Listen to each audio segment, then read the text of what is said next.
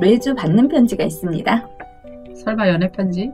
메일로 오는 되새겨볼 만한 구절을 화두로 삼은 글귀예요. 이번엔 어떤 글이 마음을 사로잡으셨나요? 네, 아프리카 밀림지대에 파견된 한 병사가 있었어요. 그가 파견된 지 얼마 되지 않아서 그의 부대는 밀림 한가운데서 적들에게 포위당해 그 병사만 빼고 소멸하고 맙니다. 아니 어떡해요? 가까스로 살아났지만 사람들은 모두 그가 죽었을 것이라고 생각했습니다. 그래서 누구도 그를 구하러 갈 생각을 하지 못했대요. 수개월이 지난 뒤 그 병사는 혈혈단신으로 밀림을 헤쳐나와 구조됐습니다. 핸드폰에 지도라도 있었나요? 병사를 구출할 당시 병사의 손에는 지도 하나가 꼭 쥐어져 있었어요. 네, 그랬군요. 밀림의 지도를 가지고 있었기 때문에 살아난 거네요. 하지만 그가 펼쳐 보인 종이에는 밀림의 지도가 아닌 지하철 노선도였어요. 밀림의 지하철이? 그는 지하철 지도를 보면서 살아서 조국에 돌아갈 수 있다는 희망을 되새기면서 그 위험한 밀림을 헤쳐나올 수 있었다고 합니다. 희망을 갖고 살아난 거네요. 스스로 헤쳐나온. 네, 전쟁의 폐허에서도 어려운 환경에서도 연이은 실패에서도 이런 모든 상황에서도 마지막으로 희망은 모든 어려움을 극복할 수 있는 원동력이 됩니다. 네, 그럼요. 희망이 없다면 우리는 힘든 상황 속에서도 포기하고 말겠죠. 맞습니다.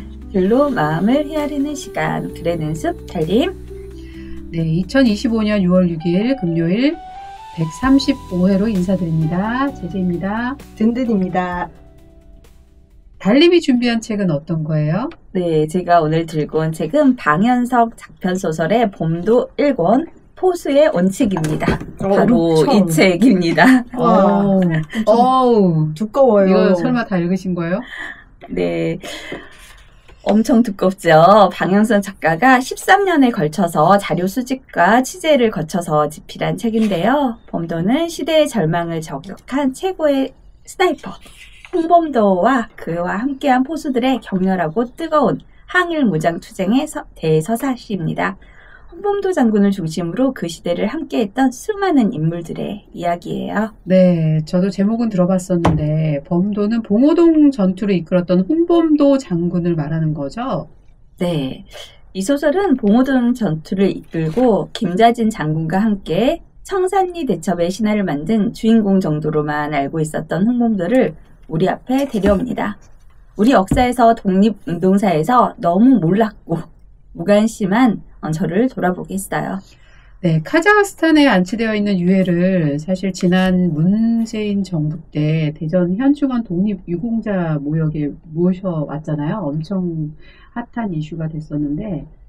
네, 맞습니다. 죽기를 무릅쓰고 일제에 맞선 수많은 독립군들은 이름 하나 남기지 못하고 또 이름이 남겨진 그들도 다시 사라질 위기에 이렇게 처하기도 했습니다.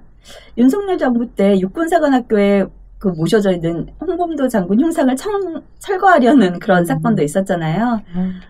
독립군을 이끈 홍범도 장군이 중앙아시아로 강제 추방당해서 카자흐스탄의 한 도시에서 극장 수의로 일하다가 생을 마감했다는 사실을 아는 이는 많지 않을 거예요. 해방 2년 전인 1943년 머나먼 타국에서 세상을 떠난 홍범도 장군의 유해는 2021년 8월 15일 우리나라로 봉환되었습니다. 의병으로 활동하다가 일제에 강제 해산을 당한 뒤 연해주와 만주를 떠돌며 군수품을 마련해 대한독립군으로 싸운 홍범도는 또 한 번 이렇게 이국을 떠돌다 마침내 귀환한 셈이죠.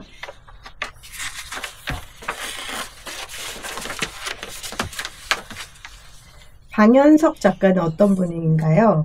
네, 구차하지만 부끄럽게 살지 않았던 홍범도 장군의 이야기를 쓴 방현석 소설가는 1961년 울산에서 태어나 중앙대학교 문해창작학과를 나왔습니다. 1988년 실천문학 고모의 단편 내딛는 첫발은을 발표하면서 작품을 시작했고요. 소설집 내일을 여는 집, 랍스터를 먹는 시간, 세월, 새벽 출정, 장편소설, 그들이 내 이름을 부를 때, 10년간, 당신의 왼편, 산문집으로 아름다운 저항, 하노이의 별이 뜨다, 이야기를 완성하는 시사 패턴 999 등이 있습니다. 신동엽 문학상, 오영수 문학상, 황순원 문학상을 수상했고요. 베트남을 이해하려는 젊은 작가들의 모임 회장을 지냈습니다. 현재 무교에서 학생들을 가르치고 있죠. 제 선생님이기도 합니다. 아, 그렇군요.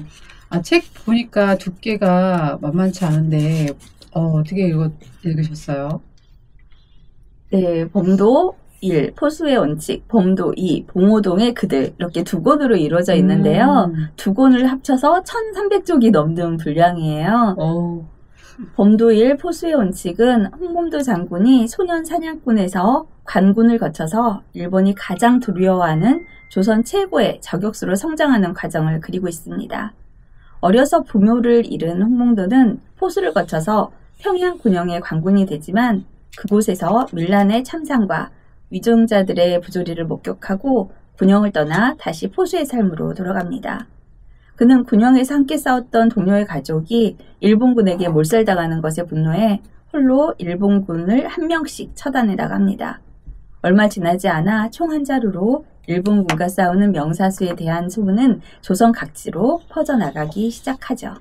아까 작가가 13년간 취재해서 완성했다고 하셨는데 실제 홍범도 장군의 삶인가요? 아니면 홍범도 장군의 성장 과정을 알고 싶네요. 네, 맞습니다. 작가가 직접 발로 뛰고 찾아서 완성한 대서사시인데요. 홍범도는 1868년 8월 27일 평양에서 태어났습니다. 어머니는 범도를 낳다가 세상을 떠났고 아버지는 범도를 기르기 위해 머슴살이를 하다가 주인에게 갖다 줄 골쇠볼을 뜯으러 간 그 겨울에 바위에서 떨어져 죽었어요. 홀로 된 범도는 이후 아버지가 찾아가 보라고 일러준 신포수에게 가서 산세와 지형을 읽는 법을 깨우치고 꽁과 범을 잡는 포수로 성장합니다. 생계를 위해 15세가 되었을 때 군병을 모집한다는 방을 보고 나이 2살을 올려서 평양 가명에서 임금이 직접 관할하는 관군이 되어서 훈련을 받으며 지내지만 상관들의 부조리를 목격하고 이 군영을 떠나죠. 다시 포수의 삶을 살던 범도는 군영에서 함께 싸웠던 동료의 가족이 처참하게 일본군에 죽어간 것에 분노해서 동지와 함께 때로는 단독으로 일본군을 차단해 나가는 이야기예요. 범도 1권 제목이 포수의 원칙인데 포수와 사냥꾼은 어떻게 달라요? 네, 복부를 맞춰서 낭명시키지 못하는 총잡이는 백정이고요. 심장을 맞춰 고통스럽게 낭명시키는 총잡이는 사냥꾼일 뿐이다. 두부의 굽소를 맞춰 일격에 낭명시켜야 포수라고 할 수 있지라는 대목이 나와요. 소설을 읽다 보면 포수가 꽤 멋진 직업이라는 걸 느끼게 됩니다. 멋진 사람이라는 생각도 들고요. 범도가 한 말 중에 나는 상대의 눈을 보지 않고 손과 발을 먼저 살피면서 살아왔다. 행하지 않는 것을 믿지 않는다는 말도 제 마음을 사로잡았습니다. 네, 그렇다면 포수의 원칙은 뭐죠? 네, 12살 범도를 포수로 키운 신포수가 말합니다. 포수는 산에서 짐승들과 같이 살아. 농부와 어부는 사람의 질서 속에서 살지만 포수는 짐승의 질서 속에서 사는 거야. 산이 내게 주는 몫만큼 잡는 거지. 여우에게는 여우의 몫이 있고 늑대에게는 늑대의 몫이 있고 범에게도 범의 몫이 있듯이. 또 다른 구절에서 포수의 원칙이 보입니다. 우리는 낙과 죽창을 들고 일어났던 농민군과 다르오. 하인을 데리고 다니며 행세하는 양반들의 의병과도 전혀 다르오. 가진 총알의 숫자만큼 적을 잡는 것이 바로 우리 포수들이오. 범을 사냥하던 포수에서 조선 독립군 장군으로 성장하는 이야기네요. 네, 대한독립운동에는 두 가지 큰 흐름이 있습니다. 3.1 만세운동과 같은 비폭력 저항운동, 그리고 총을 들고 일제와 싸운 무장투쟁이 그것인데요. 홍범도 장군은 무장투쟁을 통해 스스로의 힘으로 조국을 되찾으려 했던 인물입니다. 일제의 국권을 빼앗겨 군대가 해산된 후 조선에서 총을 가진 유일한 집단은 바로 짐승을 사냥하는 포수들이었어요. 어린 시절부터 포수로 자라 범을 사냥하는 포수로 전국의 이름을 떨칠 정도의 명사수였던 홍범도는 동료 가족들이 일본군에 몰살당하는 참상을 목격한 뒤 혼자 일본군과 싸우고 또 그를 따르는 포수들을 규합해서 항일 연포 연대를 구성하죠. 범도는 그들이 일본군과 싸우다 강제로 해산당해 만주와 연해주를 떠돌고 이후에 돌아와서 대한독립군이 돼 다시 일본군과 봉오동에서 대격돌하는 순간까지를 그리고 있는 소설입니다. 네, 그런데 달님 이야기를 이렇게 듣다 보니까 영웅이 아닌 소년 포수 정도로만 이렇게 지금까지는 그려지는데요. 어떤가요? 네, 봄도는 처음부터 대의를 품고 일어난 영웅이 아니에요. 순진무구한 소년 사냥꾼에서 시대의 경랑에 휘말리면서 조금씩 성장해 나가는 홍범도를 중심으로 독립운동이 한창이던 당시 시대상을 관통하며 이야기합니다. 먹고 살기 위해 군용에 들어가고 또 나라를 위해서가 아니라 동료를 위해서 혼자 일본군의 복수를 감행하고 그런 일제의 강제 해산 명령에 궁핍한 신세가 돼 광야를 헤매는 모습은 우리가 아는 일반적인 영웅과 다르지요. 봄도는 그래서 어쩌면 평범했던 한 사람이 시대 속에서 어떻게 신념을 갖게 되고 그것을 지켜나가기 위해 무엇과 싸워나갔는지 그런 것을 얘기하는 이야기이기도 합니다. 처음에는 혼자였던 한 소녀는 새로운 세상을 꿈꿨던 친구 차이경, 군용에서 생사고락을 함께한 남창일, 연모하고 존경했던 백무와 전설적인 저격수 진포둔과 함께하면서 비로소 홍범도가 되어갑니다. 드디어 연애 이야기도 나오네요. 연모하고 존경했던 백무와 두 사람은 이어지나요? 네, 백무와는 같은 군용에서 근무했던 둘도 없는 친구 백무연의 동생입니다. 관군이던 봄도와 백무연이 밀란을 막기 위해 나간 전투에서 백무연이 밀란의 창에 맞아서 죽게 됩니다. 밀란군을 칼등으로 칠 뿐 죽이지 않으려 했던 백무연은 그렇게 후련히 죽게 되면서 유언을 남기는데요. 홀로 남은 동생에게 은반지를 전해달라고요. 꼭 이 은반지를 이제 팔아서 공부를 시키려고 했었는데 이렇게 만나게 된 백무와는 예수교를 믿는 당당한 여성이에요. 지금의 개신교라고 생각하면 안 되고요. 양반, 상민, 천민이 나뉜 봉건제 사회에서 모두가 평등한 세상을 꿈꾼 페미니스트 정도라고 생각하면 될 것 같아요.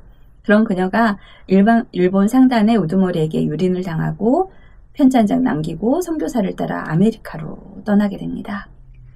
네. 둘의 사랑 이야기도 궁금해지는데요. 달님이 가장 감동받은 구절, 잊지 못할 대목은 어떤 부분인가요? 영웅 홍범도가 아닌 엄혹한 시대에 웃고 울고 사랑하고 갈망하며 자신만의 신념을 품고 살아간 한 인간의 삶이 담겨있는 장편 소설입니다. 정말 많은 대목이 울컥울컥 하기도 하고 주옥 같은 글귀가 마음을 사로잡기도 했는데요. 이번에 소개할 구절은 동료 백무연의 제사를 지내고 내려오면서 처음 사랑에 빠진 봄도의 순박한 마음이 잘 그려져 있는 대목을 꼽았습니다. 백무와에게 푹 빠져버린 마음이 생생하게 보이는 듯해요. 달님이 가장 감동받은 구절, 잊지 못할 대목을 낭독으로 들어보겠습니다. 제사에 왜 밤과 감과 대추를 올리는 건지 알간? 백무와가 내게 대추를 내밀며 물었다. 씨가 하나인 대추는 하나뿐인 임금을 받들고 한 송이에서 세 톨이 들어있는 밤은 영의정, 좌의정, 우의정, 삼정승이 나기를 바란다는 그따위 양반 귀신 씨나락 까먹는 소리를 양반도 아닌 내가 왜 알아야 해요? 어떤 애는 냉수 한 그릇만 놓고 아버지 어머니의 기일에 남몰래 혼자 절을 올렸다. 그저 너무 빨리 나를 단독자로 만들어버린 두 사람을 떠올리며 그리워했을 뿐 제상에 놓인 가난한 재물의 의미는 생각해 본 적이 없었다. 무시하고 싶었고 무시했다. 나 혼자 지낸 제상에 간섭할 사람도 없었다. 아니야. 기건 양반들이 지어낸 헛소리고 정말 뜻은 기런 거이 아니란 말임. 대추는 반드시 결실을 거두는 과실이야. 한번 꽃을 피우면 아무리 가뭄이 들어도 열매를 맺고 한번 열매를 맺으면 어떤 태풍에도 떨어지지 않고 견디는 거이 대추야. 그래서 제사상에 대추를 올리는 기야. 한번 꿈을 품었으면 반드시 이루고 어떤 시련에도 흔들리지 말라. 어떤 도전에도 굴복하지 말라. 기런 다짐으로 대추를 올린단 말임. 나는 걸음을 멈추고 그녀를 쳐다보았다. 동짓달 11에 은은한 달빛이 입술에 번지는 미소를 사람은 그녀의 까무스름한 얼굴을 비추었다. 대추를 입안에 넣은 채 머리를 극적이는 나에게 백무화가 물었다. 당신의 꿈은 무엇입니까?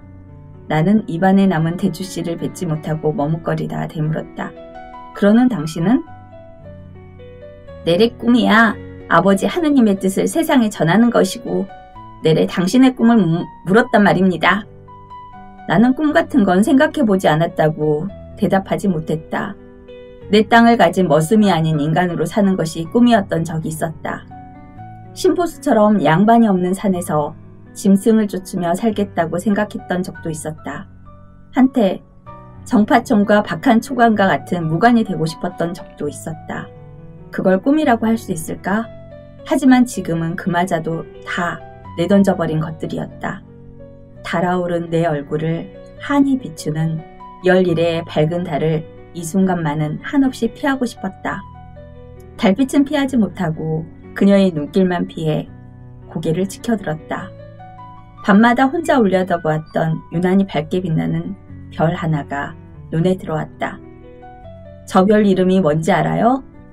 북극성을 어째 모르겠습니까? 나는 고개를 저었다. 헛똑똑이네. 자기 이름도 몰라요? 난 하마터면 그렇게 말할 뻔했다.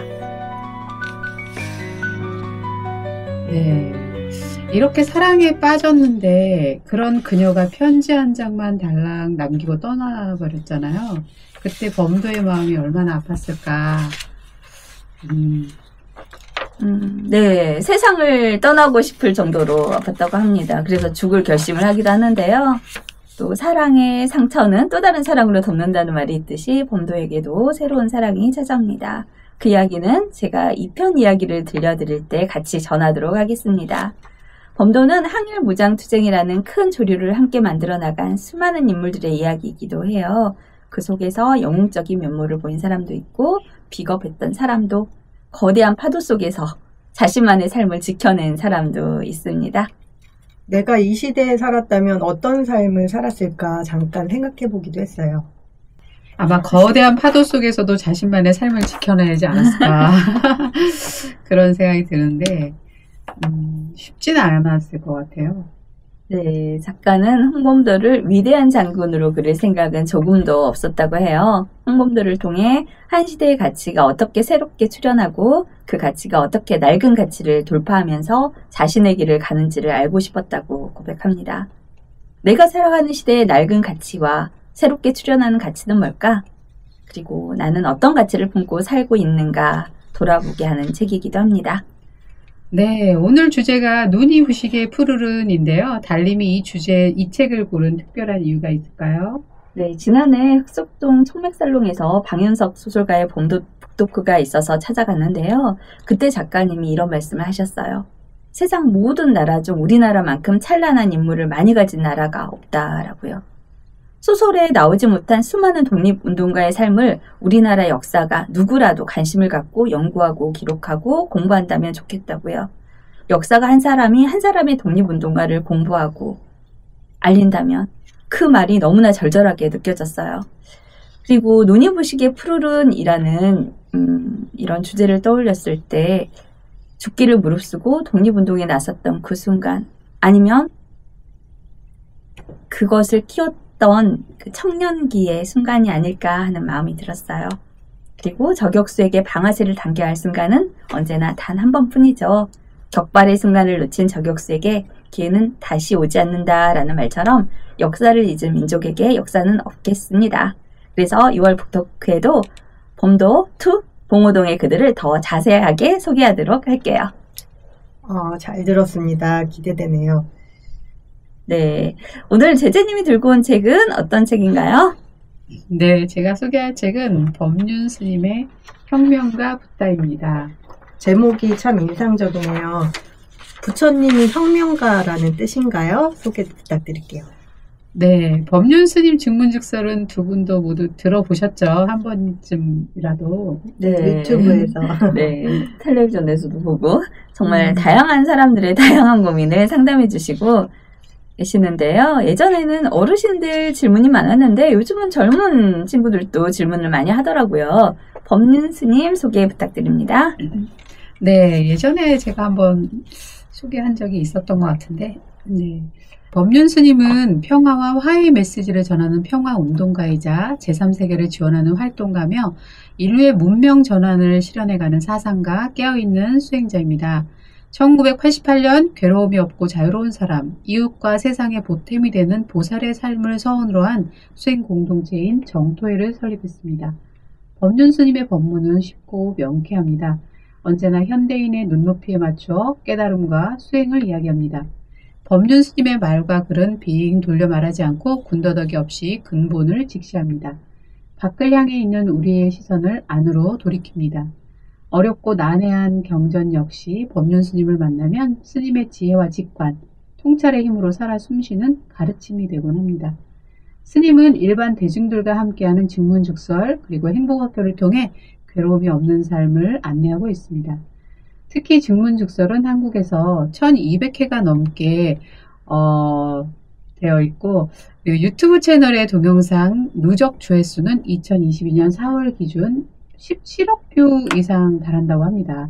2020년 코로나 팬데믹 이후에는 외국인 대상 증문즉설을 포함해서 수십만 명의 대중과 온라인 증문즉설로 만나고 있습니다.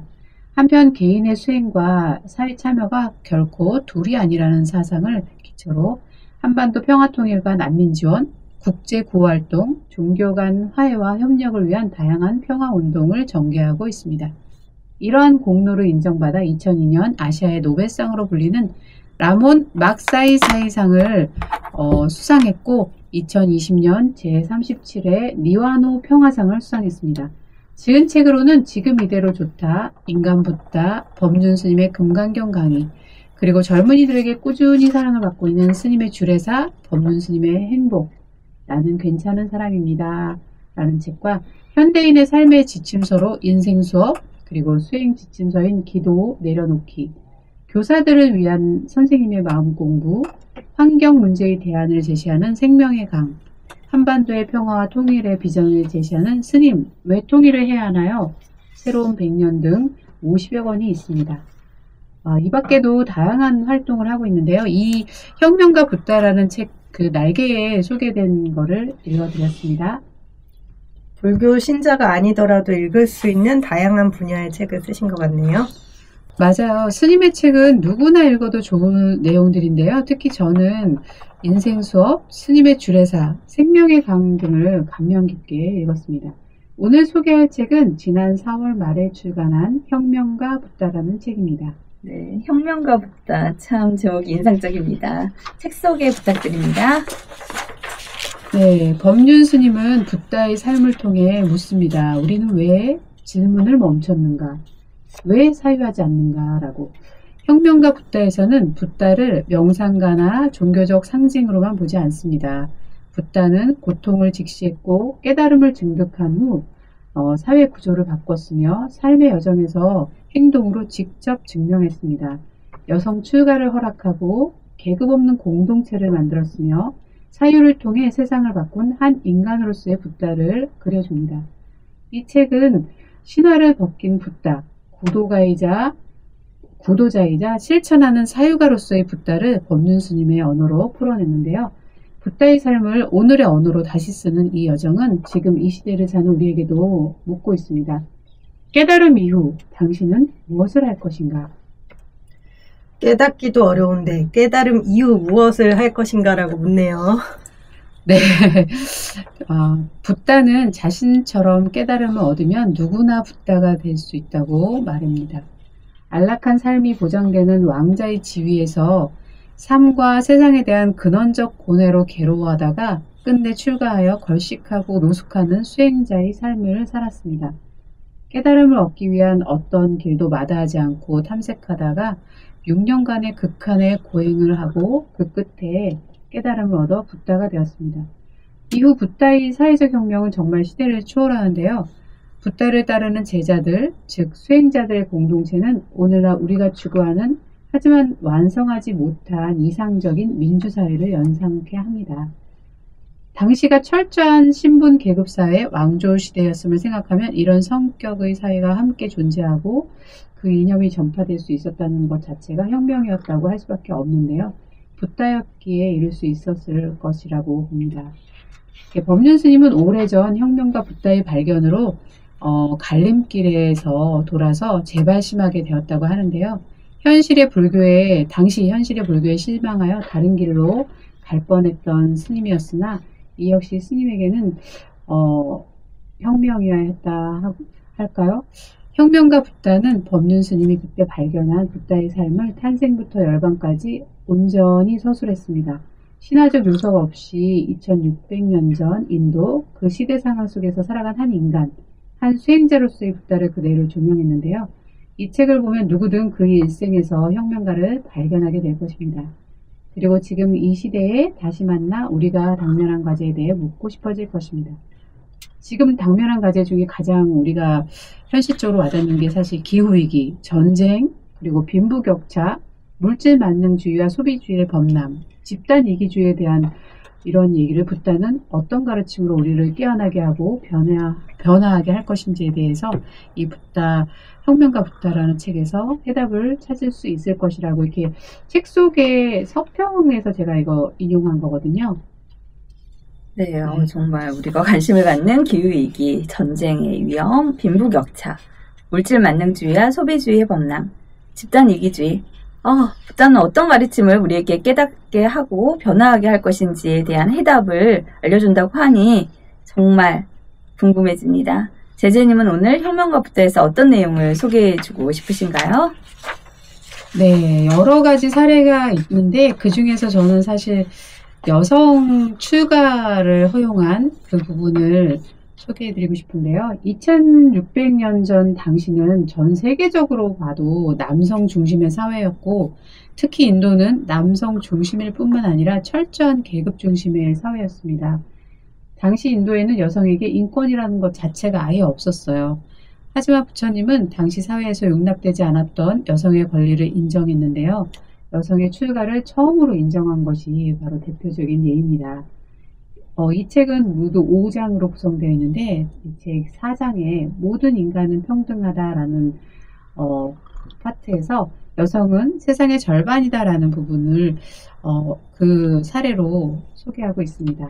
네, 우리나라도 마찬가지로 우리 부모님 세대만 해도 여성의 권리가 많이 낮았는데요. 그때에 비하면 요즘의 여성 권리가 그래도 신장됐다고는 볼 수 있죠.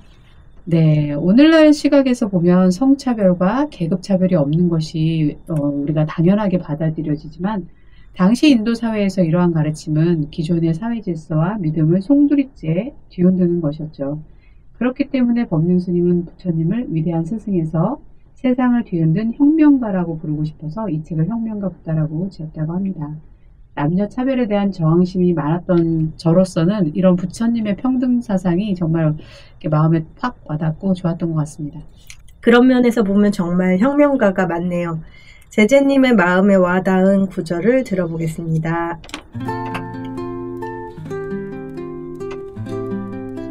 네, 부처님은 신분과 계급 등 어떤 것도 차별하지 않고 누구나 깨달음을 얻을 수 있도록 45년간 길 위에서 법을 설했습니다.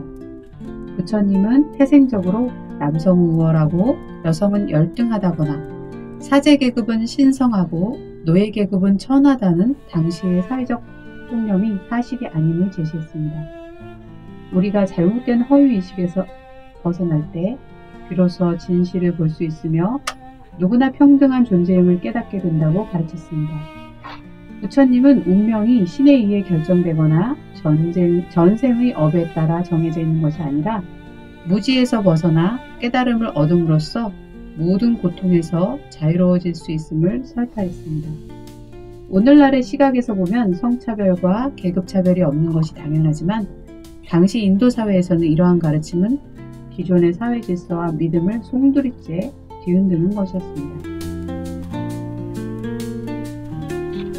잘 들었습니다. 특히 이 구절을 소개하고 싶은 이유가 뭘까요? 네, 부처님이 여성 출가자를 허용한 것은 당시에 아까 말씀드렸듯이 매우 파격적인 일이었는데요. 지금 21세기에도 카톨릭 수녀는 사제가 될 수 없다는 거 알고 계시죠? 특히 인도는 지금도 계급차별보다 사실 성차별이 더 심한 나라인데요. 그런 나라에서 2600년 전에 여성의 출가를 허용했다는 것은 우리가 생각하는 것보다 정말 훨씬 더 파격적인 일이었을 거로 생각이 돼요.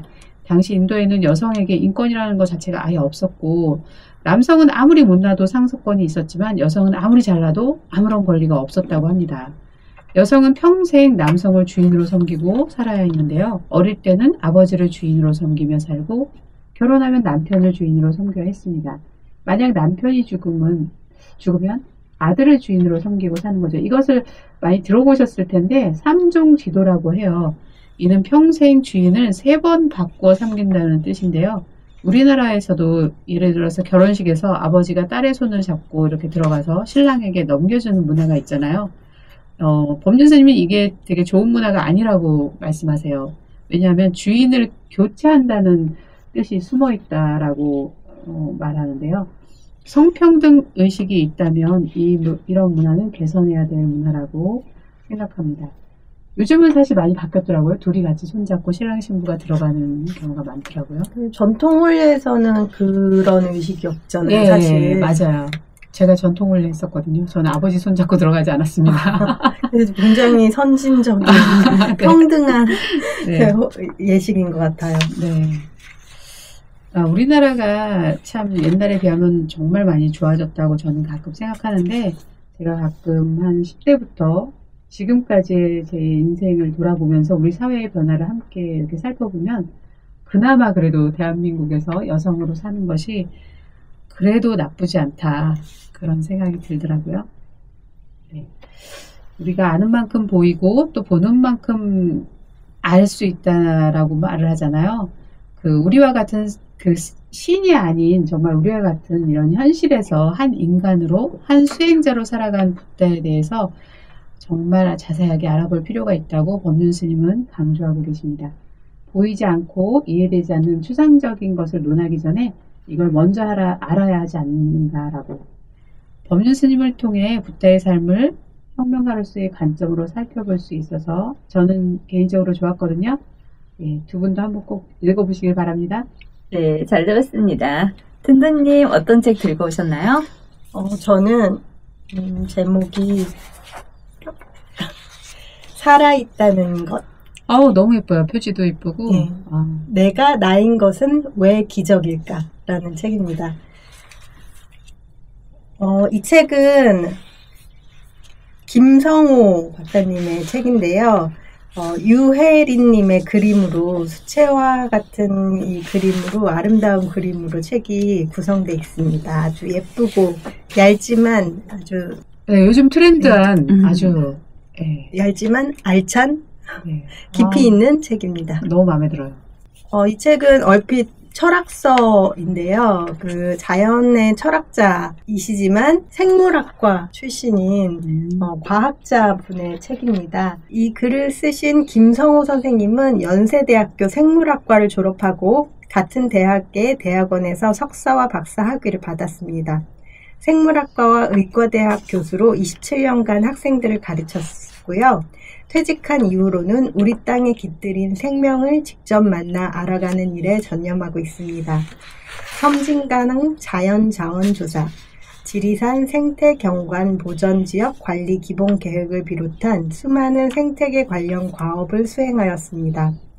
지금은 딱따구리 보전회 공동대표로서 우리 땅의 생명 지킴에 온 마음을 다하고 있습니다. 지은 책으로는 큰 오색 딱따구리의 육아일기, 동고비의 시간, 어여쁜 각시붕어야, 관찰한다는 것, 생명 감수성 좀 아는 10대, 어린이 산책 수업 전 2권 등이 있습니다.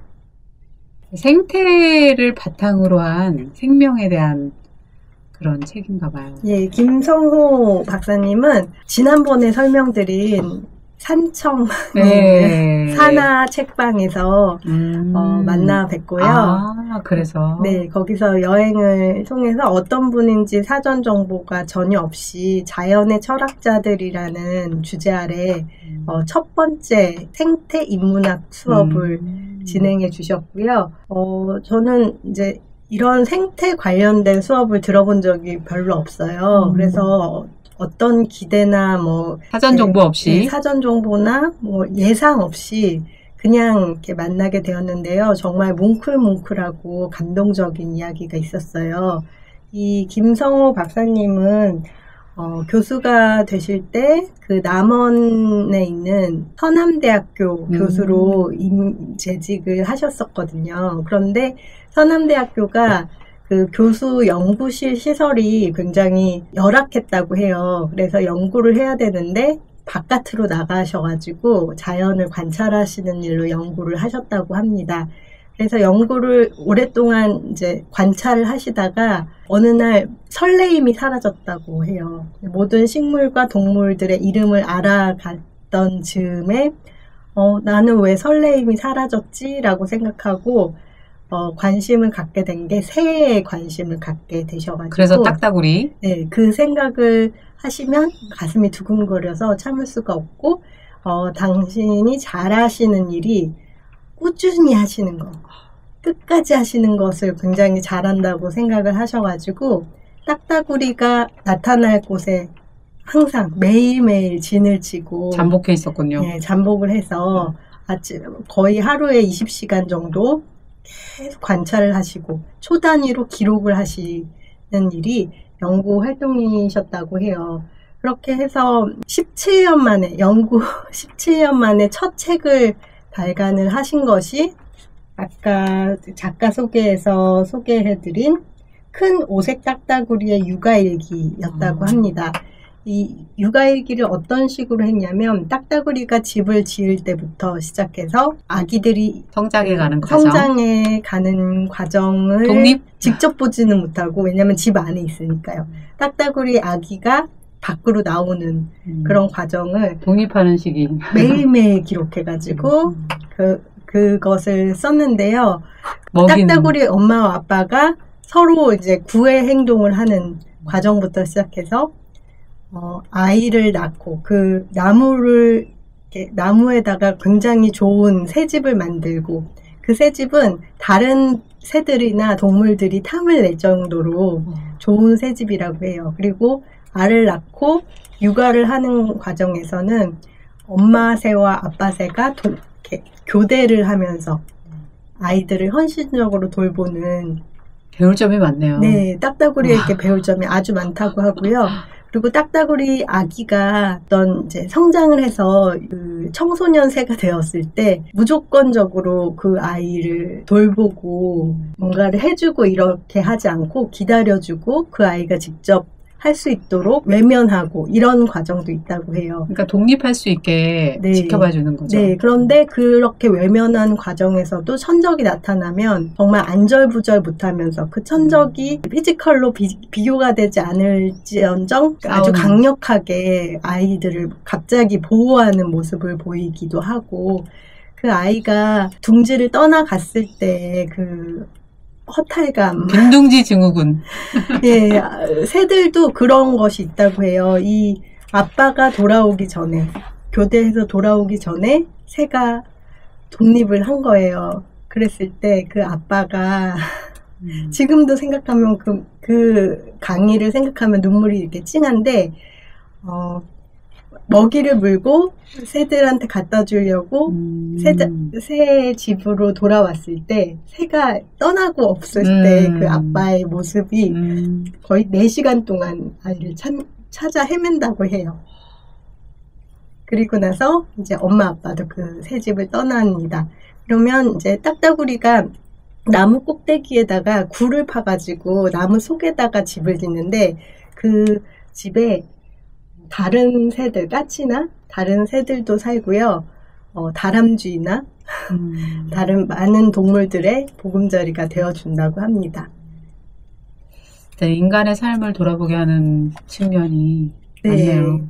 그리고 그렇게 새들을 이렇게 자세히 관찰하는 것을 통해서 자기 자신도 돌아보지만 이 생명들이 얼마나 서로 이렇게 의지하고 살아가는지 서로 연결되어 있는지 예, 심지어 이제 모든 것이 떠나가고 나서 허탈한 마음을 감추지 못해서 이렇게 바라보고 있다가 문득 나무가 눈에 들어왔다고 합니다. 그곳은 아무것도 남지 않은 게 아니고 나무가 이 모두를 지켜주고 있었구나.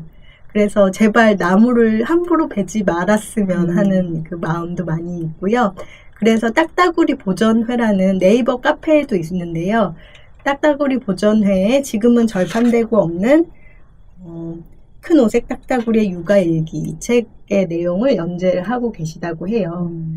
그래서 산림 정책에도 의견을 제안을 계속 하시고 계시고 이번에 큰 산불이 났잖아요. 네. 그리고 몇 년 전에도 강릉에 속초에도 큰 산불이 났고 이런 이제 구조를 개선하기 위해서 많은 활동을 하고 계시다고 해요. 네. 사실 빈둥지 증후군이 거기에서 나온 말인가 보네요. 그러게요. 네, 잘 들었습니다. 은미의 서재 함께 듣고 오겠습니다. 안녕하세요. 햇빛이 뜨겁게 내리쬐는 날, 은미의 서재 고은미입니다.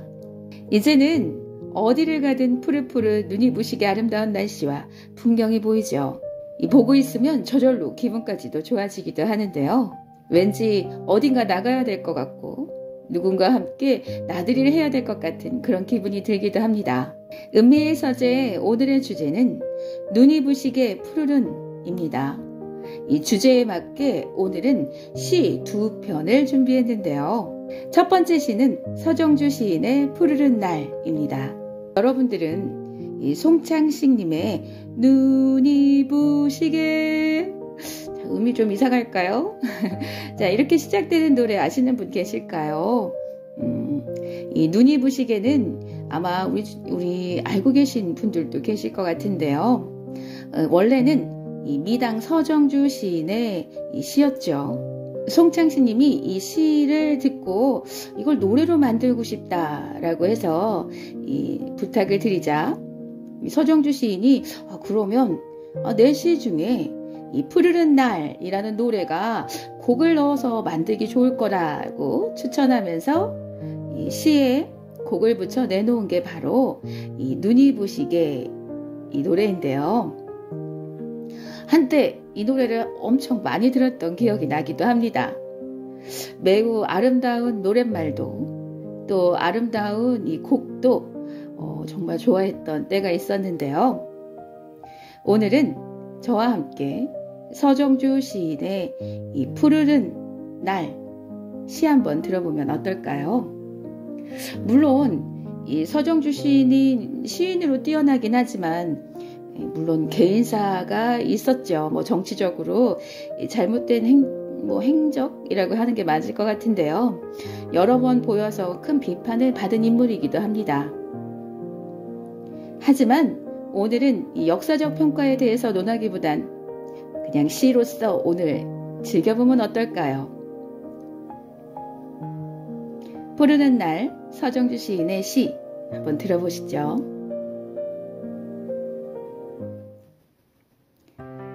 푸르른 날 서정주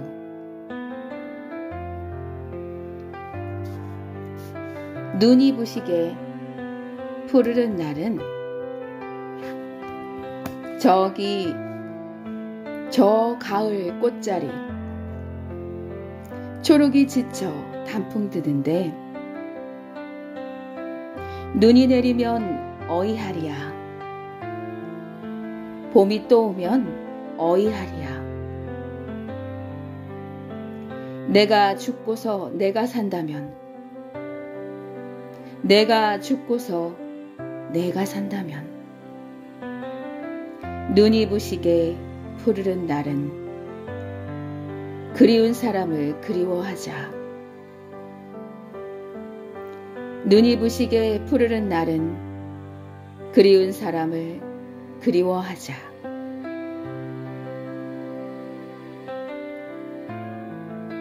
여기저기 저 가을 끝자리 초록이 지쳐 단풍이 지는데 눈이 내리면 어이하리야 봄이 또 오면 어이하리야 내가 죽고서 내가 산다면 내가 죽고서 내가 산다면 눈이 부시게 푸르른 날은 그리운 사람을 그리워하자. 자, 어떻게 들으셨나요? 이 아름다운 순간에도 인간이 느끼는 그리움 또는 뭔가 상실감, 또 이 삶과 죽음에 대한 이 성찬이 느껴지는 시인데요.